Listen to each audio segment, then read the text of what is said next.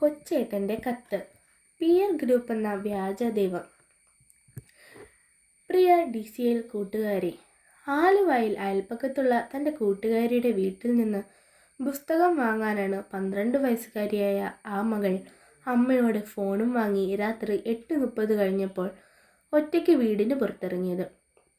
എന്നാൽ അവൾ കൂട്ടുകാരിയുടെ വീട്ടിലും എത്തിയില്ല, അമ്മയുടെ അരികിലും എത്തിയില്ല. ആദ്യ കയറിയ അമ്മ വിവരം പോലീസിൽ അറിയിക്കുന്നു. സമർത്ഥരായ ആലുവ പോലീസ് കേസ് അന്വേഷിക്കുന്നു. കുട്ടിയുടെ കയ്യിലുള്ള അമ്മയുടെ ഫോൺ ലൊക്കേഷൻ നോക്കിയപ്പോൾ സ്ഥലം കാസർഗോഡ്.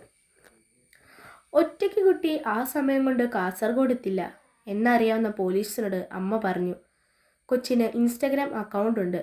12 വയസ്സുകാരുടെ ഇൻസ്റ്റഗ്രാം പരിശോധിച്ച പോലീസ് ഞെട്ടി. ചേറായി ബീച്ചിൽ ഐസ്ക്രീം കച്ചവടം നടത്തുന്ന 26 വയസ്സുള്ള കൊല്ലംകാരനുമായി 12കാരിയുടെ ചാറ്റിംഗ് കണ്ട പോലീസ് പോലും അന്തം വിട്ടു. ജാഗ്രതയോടെ കുട്ടിയെ കണ്ടെത്താൻ ആലുവ പോലീസ് സ്വന്തം വാഹനത്തിൽ യാത്ര ആരംഭിച്ചു.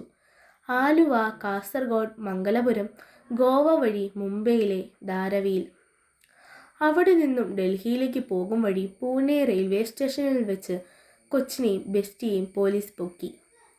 കൊച്ചിൻ്റെ ഇൻസ്റ്റയിലെ ബെസ്റ്റിക്ക് പോക്സോ കേസിൽ അറസ്റ്റും റിമാൻഡും. ബാലതലമുറയുടെ ശുചിത്വത്തെപ്പറ്റി സുബോധത്തോടെ ചിന്തിക്കുന്ന പല വിദേശ രാജ്യങ്ങളും 16 വയസ്സിന് താഴെയുള്ള കുട്ടികൾക്ക് സോഷ്യൽ മീഡിയ നിരോധിച്ചു കഴിഞ്ഞു. Australia, Brazil, UK, Indonesia, Malaysia തുടങ്ങിയ രാജ്യങ്ങൾ 2025 മുതൽ കുട്ടികളുടെ ഓൺലൈൻ ഉപയോഗം, സ്ക്രീൻ ടൈം, സോഷ്യൽ മീഡിയ അക്കൗണ്ടുകൾ എന്നിവ പരിശോധിക്കുകയും നിരോധിക്കുകയും ചെയ്തു കഴിഞ്ഞു. ആ രാജ്യങ്ങളെല്ലാം ബുദ്ധിവികാസം പ്രാപിക്കാത്തവരാണോ? ശാസ്ത്രീയ പുരോഗതിയെ അംഗീകരിക്കാത്തവരാണോ? അല്ല, പുരോഗതിയുടെയും വികസനത്തിൻ്റെയും ഒന്നാം നിരയിലുള്ള രാജ്യങ്ങളാണ് കുട്ടികൾക്ക് സോഷ്യൽ മീഡിയ നിരോധിച്ചത്. പ്രിയ കൂട്ടുകാരെ, ഈ അടുത്ത കാലത്തെ ചില കൂട്ടുകാരുടെ സ്വഭാവവും പെരുമാറ്റവും മാതാപിതാക്കളെയും മുതിർന്നവരെയും ഏറെ ആകുലചിത്തരാക്കുന്നുണ്ട്.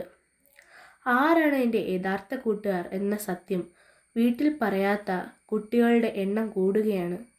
പല കുട്ടികൾക്കും അവരുടെ പെരുമാറ്റത്തെയും ശീലങ്ങളെയും തീരുമാനങ്ങളെയും സ്വാധീനിക്കുന്നത് അവരുടെ മാതാപിതാക്കളല്ല, മതബോധം പകരുന്ന ധാർമ്മികരല്ല, പകരം അവരുടെ പിയർ ഗ്രൂപ്പാണ്. സമപ്രായക്കാരായ കൂട്ടുകാരാണ് പല കുട്ടികളുടെയും ദൈവങ്ങൾ. മുമ്പ് മാതാപിതാക്കൾ പറയുന്നത് ദൈവം പറയുന്നത് പോലെ മക്കൾ കേട്ടിരുന്നു. ഇന്ന് പിയർ ഗ്രൂപ്പാണ് പലരുടെയും ദൈവം. സോഷ്യൽ മീഡിയയാണ് ദൈവം. ഇതുവരെ കാണാത്ത വെറും മോഹവാക്കുകൾ മാത്രം ഇൻസ്റ്റയിൽ കുറിക്കുന്ന അജ്ഞാതരായ സുഹൃത്തുക്കളാണ് ദൈവം. മക്കളെ, കൺമുന്നിൽ കാണുന്ന മാതാപിതാക്കളെയും സഹോദരങ്ങളെയും ഗുരുഭൂതരെയും അവഗണിച്ചിട്ട് മറിഞ്ഞിരിക്കുന്ന വ്യാജ സ്നേഹിതരെ വിശ്വസിച്ചാൽ മക്കൾക്ക് വഴിതെറ്റും എന്ന് തീർച്ച. ചെറുപ്പം തന്നെയാണ് മക്കളെ. ചെറുപ്പം ഒരിക്കലും വലുപ്പമാകില്ല.